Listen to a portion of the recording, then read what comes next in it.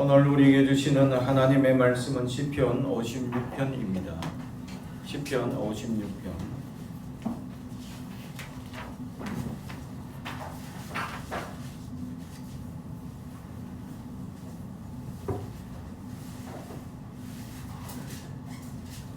시편 56편 1절부터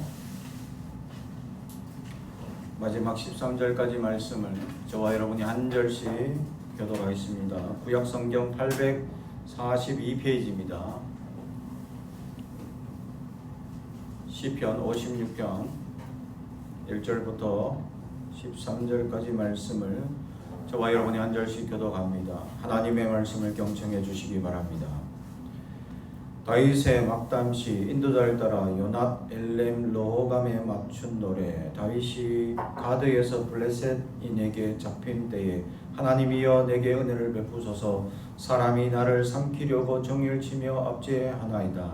내 원수가 종일 나를 삼키려 하며 나를 교만하게 치는 자들이 많사오니 내가 두려워하는 날에는 내가 주를 의지하리이다. 내가 하나님을 의지하고 그 말씀을 찬송하노지라. 내가 하나님을 의지하였은즉 두려워하지 아니하리니 혈육을 가진 사람이 내게 어찌하리까. 그들이 종일 내 말을 곡해하며 나를 치는 그들의 모든 생각은 사악이라.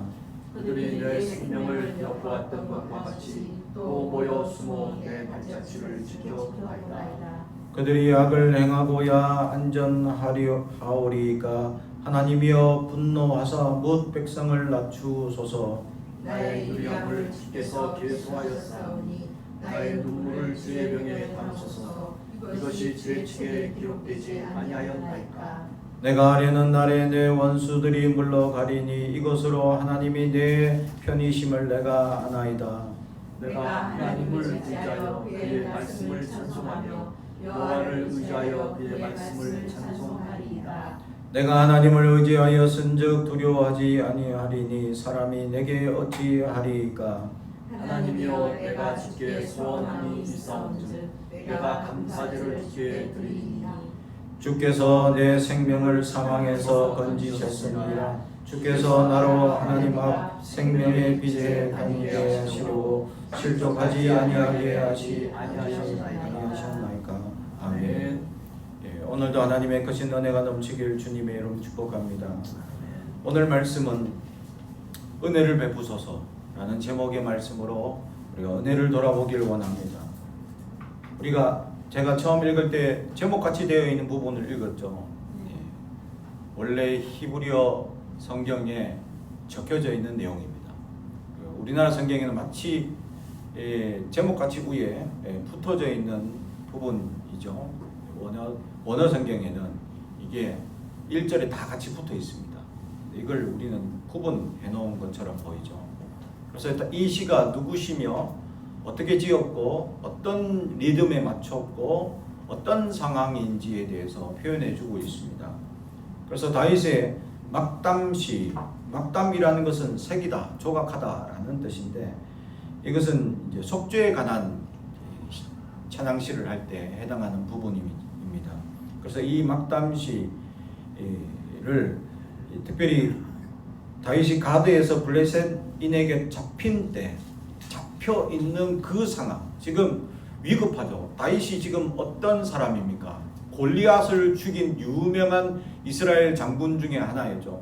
블레셋 사람들에게는 원수 중에 원수입니다.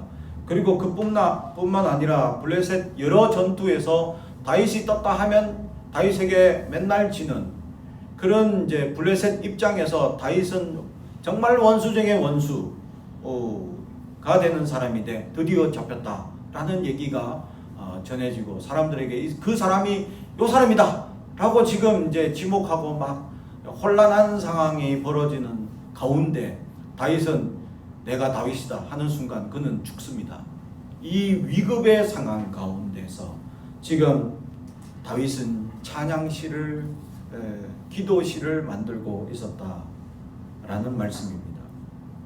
여기서 우리가 다윗이 첫 번째로 하는 것이 은혜를 베풀어 달라라고 시작합니다. 그렇죠. 우리 그리스도인들은 은혜가 필요합니다. 은혜가 없으면 우리는 아무것도 할 수 없습니다. 우리에게 은혜는 우리의 힘이 되시고 능력이 되시기 때문입니다. 그러기에 우리는 은혜가 필요한 존재입니다. 그러므로 우리는 항상 하나님의 은혜를 구하며 살아가야 할 것이다 라는 것입니다. 사랑하는 성도 여러분, 우리 그리스도인에게는 최고로 은혜가 날마다 넘치는 삶이 있어야 합니다. 은혜가 있으면 모든 불평등함과 모든 불의와 모든 연약한 것들이 사라지기 때문입니다. 은혜가 있습니다.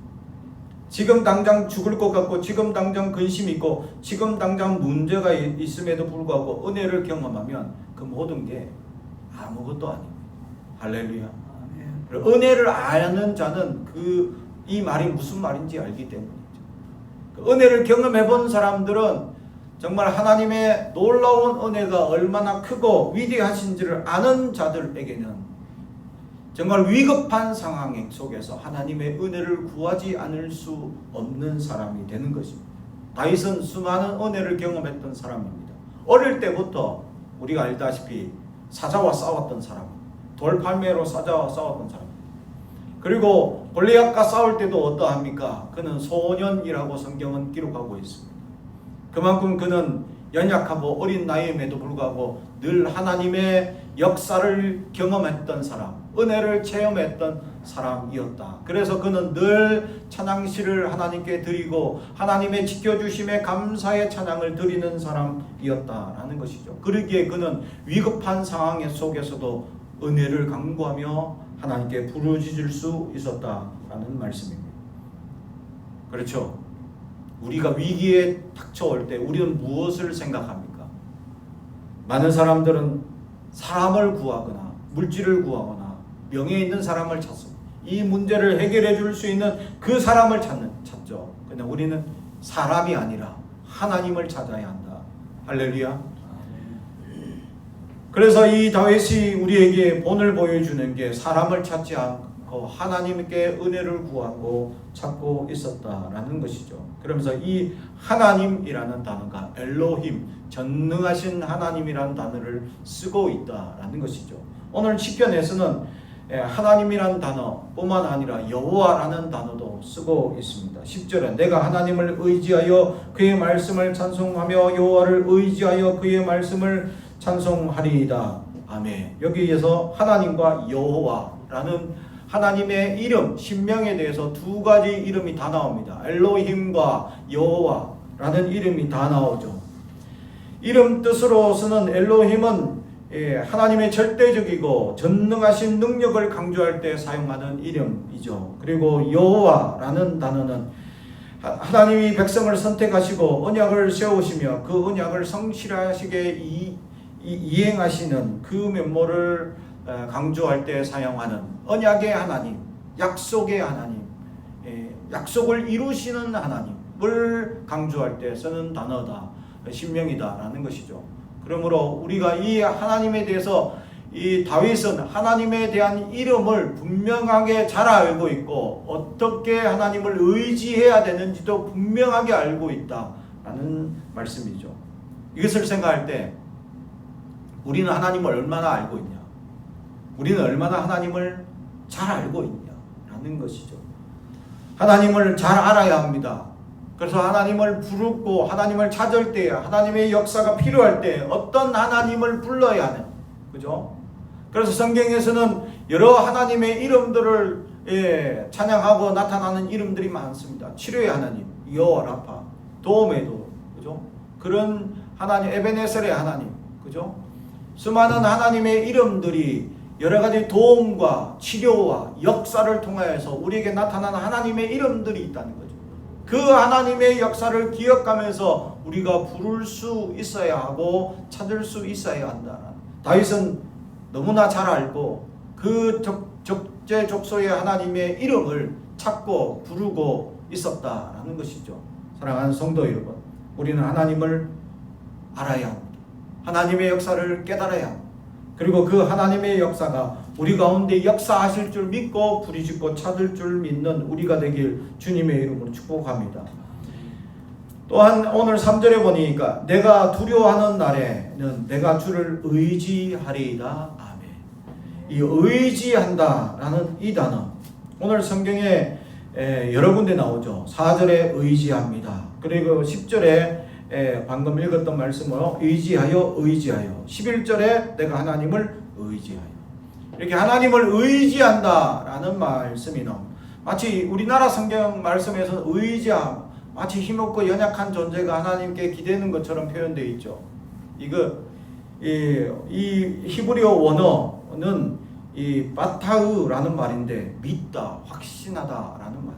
다시 말하면 내가 주님을 믿습니다 라는 겁니다. 할렐루야. 다윗은 하나님을 절대적으로 믿었습니다. 완전히 신뢰하는 사람이었습니다. 지금 자기가 위급한 상황이고 지금 목숨이 경각에 달한 상황 가운데서 그는 믿습니다. 하나님이 살려주실 줄 믿습니다. 하나님 도와주실 줄 믿습니다. 그래서 하나님밖에 없습니다. 하나님만 의지합니다 라는 고백이 오늘 말씀에서 의지한다라는 말로 나타나고 있습니다. 사랑하는 성도 여러분, 그렇습니다. 우리 가운데 두려움이라는 것이 찾아올 수 있습니다. 사탄이 우리에게 주는 두려움이 있습니다. 사탄이 우리에게 하나님께 가까이 가지 못할 것이다. 하나님이 듣지 않을 것이다. 우리가 아무리 발버둥 쳐도 아무런 역사가 나타나지 않을 것이다. 그럴 때 우리는 하나님만 의지하는데 두려움이 엄습할 수 있습니다. 세상이 가장 큰 장벽같이 느껴지고 답답하고 아무것도 해결되지 않으하고 어려운 상황에 부닥치는 그 순간 사탄이 가장 좋아합니다. 그래, 너는 할 수 없지, 아무것도 할 수 없을 거야 라고 우리를 조롱하고 우리 안에 두려움이 솟아나게 만듭니다. 인생을 살면서 얼마나 그러한 우리는 장벽을 부딪힙니까? 수많은 장벽에 부딪힐 수 있습니다. 그 장벽들 속에서 우리는 하나님을 찾고 하나님을 믿습니다 하는 믿음이 있어야 할 줄로 믿습니다. 왜냐하면 세상은 너무나 사악하기 때문이죠. 5절, 그들이 종일 내 말을 곡해하며 나를 치는 그들의 모든 생각은 사악이라. 아멘. 세상은 악할 수밖에 없습니다. 하나님께 속하지 않은 사람들의 모든 생각이나 그들의 계획은 자기만 위할 뿐 이기적이고 악할 수밖에 없습니다. 그리스도인들이 그래서 세상에서 빛과 소금을 감당할 수밖에 없어야 하는 이유, 작은 등불이라도 그 악한 세상을 환하게 비출 수 있기 때문입니다. 그죠?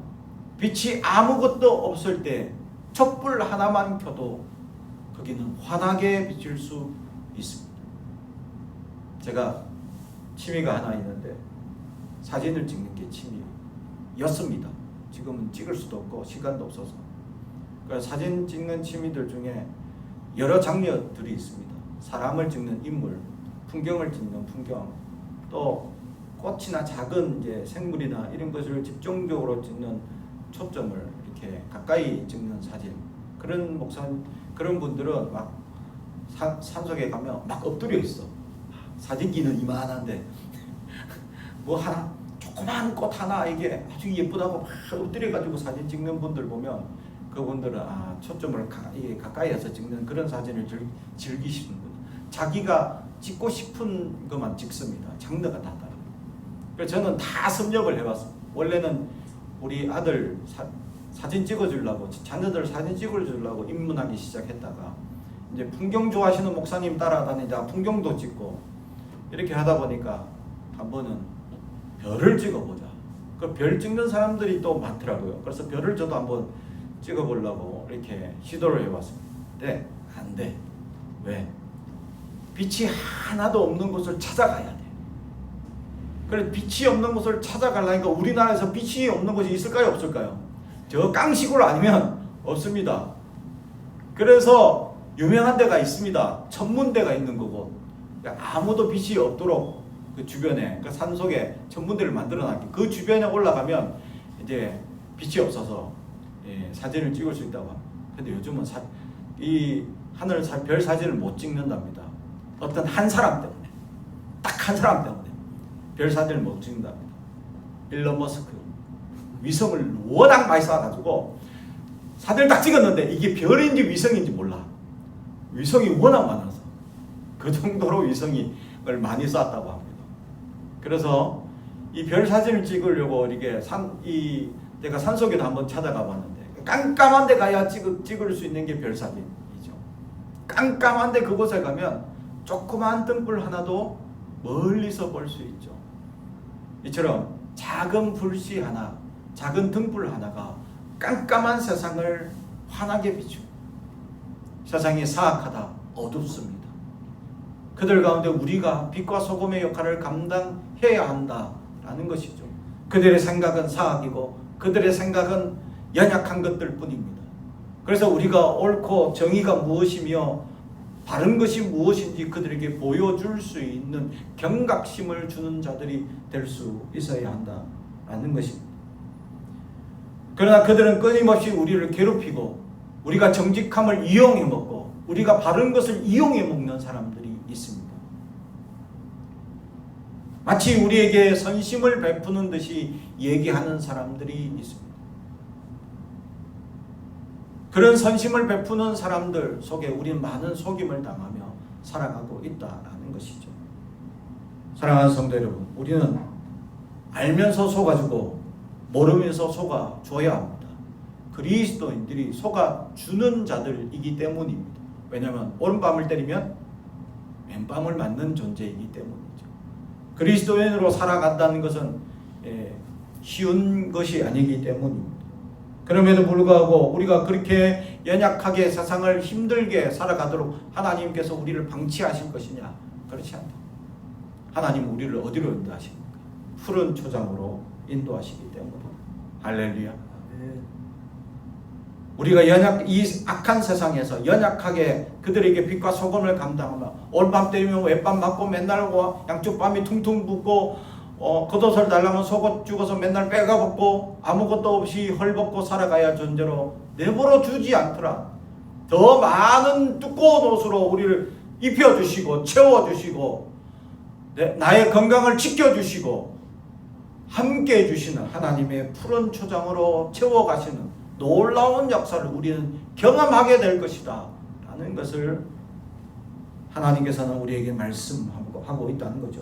그것을 아는 다윗은 하나님의 이 수많은 어려움과 위기 속에서도 4절 내가 하나님을 의지하고 그 말씀을 찬송하올지라 내가 하나님을 의지하였은즉 두려워하지 아니하리니 아멘. 두려워하지 않습니다. 사람이 하는 일은 두려워하지 않습니다. 할렐루야. 하나님의 하시는 일에만 두려워하겠습니다. 사람이 하는 일은 두려워할 게 없습니다 라고 고백하고 있습니다. 사랑하는 성도 여러분, 그렇습니다. 사람이 하는 일은 결국 하나님을 뛰어넘지 못합니다. 하나님이 궁극적으로 역사하실 것이고 도우실 것이기 때문이죠. 세상에 마치 돈 있는 자, 명예 있는 자, 권력 있는 자들이 세상을 자기들이 쥐고 흔드는 것처럼 착각합니다. 그 이면에 역사하시는 하나님의 위대한 역사가 있다라는 것을 우리는 늘 알아야 합니다. 사랑하는 성도 여러분, 그래서 우리에게 있어야 할 고백이 나는 믿습니다. 나는 믿습니다. 그렇게 하나님께서 역사하실 줄 믿습니다. 지금 환난과 어려움을 당할지라도 하나님께서 나를 지켜주실 줄 믿습니다. 내가 지금 위기의 속을 걸어갈지라도 하나님께서 나를 지켜주실 줄 믿습니다 라고 주님께서 지켜주심을 믿는 다윗의 고백. 그래서 주의 지팡이가 나를 안위하시는 놀라운 은혜를 경험한 믿음의 고백을 한 다윗이 이 지금 죽을 위기 속에서 무엇이라고 고백하냐면 마지막 13절 주께서 내 생명을 사망에서 건지셨습니다. 주께서 나로 하나님 앞 생명의 빛에 다니게 하시려고 실족하지 하지 아니하셨나이까? 아멘. 뭐라고 고백? 건지셨습니다. 과거형. 지금 다윗의 고백이 과거형이 될 수 없는 상황입니다. 지금 고난을 당하고 있습니다. 지금 어려움을 당하는 중에 계속 이제 고백하고 내가 믿습니다. 그렇게 하실 줄 믿습니다. 지켜주실 줄 믿습니다. 라고 고백하는 중에 있는 상황입니다. 상황이 해결되지 않았습니다. 문제가 해결되지 않았습니다. 근데 그의 마지막 고백은 나는 건지셨습니다. 이게 믿음의 고백이었다. 믿음의 고백을 한 수많은 믿음의 선배들이 많이 있습니다. 그 중에 언더우드 선교사의 편지 이야기를 혹시 아시나요? 그가 선교 보고 편지를 보내면서 이 땅에 지금부터 120년 전이니까 이 땅에 여자들은 한 번도 볼 수 없을 것 같습니다. 다 싸매고 있으니까. 그리고 양반들은 자기의 체면만 위시하고 또 이 노예를 가진 사람 천민들은 또 자기들을 천민으로 여기서 가까이 가지 못하게 하고 도대체 이 땅의 복음을 언제 전할 수 있겠습니까? 라고 이 땅의 현실에 대한 보고를 쭉 합니다. 어렵고 힘들고 가난하고 양반들은 자기만 체면만 세우고 나라는 위기 속에 처해 있는, 그런데 마지막에 고백이 언젠간 이 땅에 복음의 놀라운 역사가 나타날 줄 믿습니다. 언더우드 선교사가 고백한 겁니다. 언젠간 이 땅에 온 땅에 십자가가 세워지는 그날이 올 줄로 믿습니다. 이게 언더우드 선교사의 믿음의 고백의 편지였고, 그 120년이 지난 지금 그 고백이 이루어졌다라는 사실입니다. 마터 킹 루터 목사님은 그죠? 그 60년대에 흑인들과 백인들이 나눠 타는 버스, 그리고 입구가 다른 이런 상황 가운데 언젠간 흑인과 나는 꿈을 꿉니다 라고 유명한 설교가 있지 않습니까? 언젠가 흑인 아이와 백인의 아이가 함께 놀이터에서 함께 놀 그날을 믿습니다. 할렐루야. 비전이 있고 꿈이 있는 사람들은 그런 꿈을 보고 그런 믿음을 보고 그렇게 기도하는 겁니다. 다윗은 이루어지지 않았습니다. 근데 믿습니다. 제가 구원받았음을 믿습니다. 할렐루야. 그렇습니다. 우리에게 그러한 믿음이 필요한 줄로 믿습니다. 그러한 미래를 보고 강구할 줄 아는 우리가 되길 주님의 이름으로 축복합니다. 어떤 일은 허망하다고 기도하고 말도 안 된다고 얘기하고 그래 꿈만 꾸라라고 얘기하는 사람들이 있습니다. 그러나 미래를 바라보고 꿈을 꾸고 비전을 가지고 하나님께 부르짖는 사람들, 그들이 역사를 바꾸어가고 역사가 어떻게 이루어진 줄 볼 줄 아는 선견자가 될 수 있습니다. 하나님의 역사를 보는 사람들, 그 믿음 있는 사람들, 그날이 올 줄로 믿습니다. 저도 꿈을 꿉니다. 우리 함께하는 교회가 이 지역을 통해 놀라운 역사들을 이루어가실 그 하나님의 역사를 꿈을 꿉니다. 이 수요 예배가 우리 찬양하는 사람들이 날마다 넘쳐서 더 함께 찬양하고 더 함께 부흥하는 그날을 저는 꿈을 꿉니다. 사랑하는 성도 여러분, 우리가 꿈을 꾸고 믿습니다. 믿고 간구하면 하나님께서 역사하시는 그 역사를 하나님께 맡기는 겁니다. 그러면 하나님께서 역사하실 것을 믿고 간구하는 우리, 믿음을 보여주는 우리가 다윗과 같은 그런 믿음이 있는, 죽음의 경박에 달려있는 상황에 아니 구원받았습니다 라고 고백하는 그 고백, 지금 환경은 아무것도 안 보이고 아무것도 깜깜하고 아무것도 이루어진 것이 없더라도 믿습니다. 우리에게 그런 믿음이 필요할 줄로 믿습니다. 그런 믿음으로 고백하며 미래를 바라볼 줄 아는 꿈을 꾸는 저와 여러분이 되길 주님의 이름으로 축복합니다. 아멘. 기도하겠습니다. 사랑과 정의 가져가신 아버지 하나님 감사합니다. 그러기에 우리에게는 은혜가 필요합니다. 주님의 놀라운 은혜가 필요합니다. 그 은혜의 역사로 말미암아 우리가 하나님께 간구하며 기뻐하며 부르짖고 감사하며 말씀을 볼 때마다 감동하여서 하나님의 놀라운 미래를 바라보고 하나님의 은혜를 바라보고 고백하며 선포하며 나아가는 하나님의 백성들이 날마다 넘치는 함께하는 교회가 되게 하옵소서. 아멘. 감사드리며 예수님의 이름으로 기도하옵나이다. 아멘.